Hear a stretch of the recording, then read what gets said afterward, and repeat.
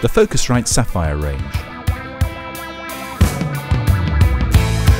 The only interfaces with Focusrite Pres.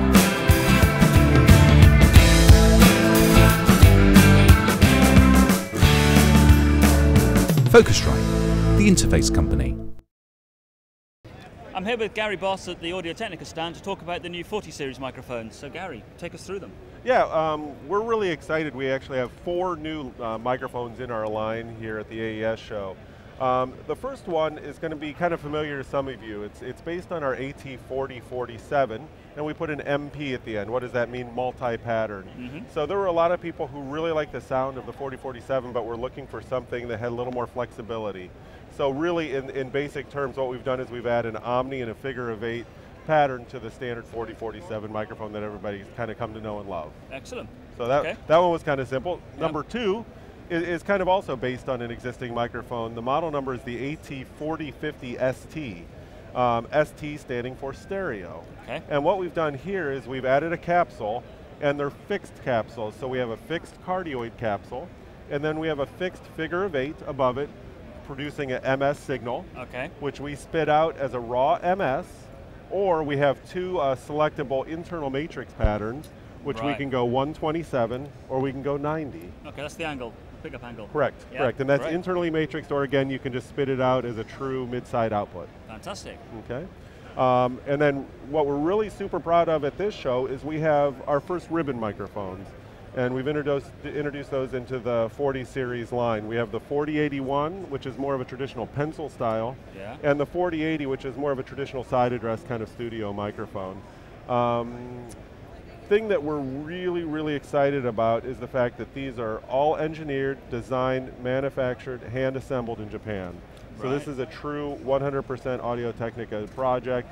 Have over 18 patents on the construction and design on these ribbons, and we really took a look at the ribbon concept and put the Audio Technica stamp on it and did it the way we thought that should be done. And one of the underlying factors to the ribbon microphones was durability. Because with the user base, we know that ribbon microphones have traditionally been very, very fragile and delicate. So one of the things we've done is this patented process where we take a very, very light pure aluminum ribbon, 2 microns thick, and we actually pre-stamp it with what we call a microlinear pattern in it. And what that does is gives the material some stability, and it prevents this lateral flexing. Then we actually do the folds in the ribbon, create the ribbon assembly. So what we have is a very rigid structure. Now you don't have to worry about storing these things upright. You can store them horizontally. You don't experience the ribbon sag. The other thing we've done is there's an inner micro mesh in front of the ribbon assembly itself that prevents any fine dust particles, metallic dust from getting into the ribbon assembly, as well as adds a level of pop protection and plosive to get rid of some of that wind problem. They're both active microphones, meaning that they will not be damaged by phantom power. In fact, they require phantom power. And what this does is increase our output. So they're usable with a wide range of preamps. They're not preamp dependent and gives a very stable output impedance.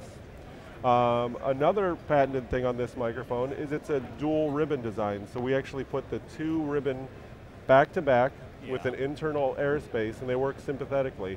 And what that does is gives us much higher sensitivity and high-end extension on the microphone as well. So a lot of stuff going on. The main differences between these 2 microphones, using very similar ribbon technologies, is the 4080 has a much larger output transformer, a much more open acoustic housing, shock mount, and a baffle plate around the element as well for low-end linearity on the microphone. So 2 very different sounding microphones. We're real excited to introduce them. And do they sound the same on the front and back, or are they true bidirectionals, or do they? They are true. They are true bidirectional. There's very little difference between the front and the back of these capsules. Excellent. Very nice. Thank you very much. Thanks for.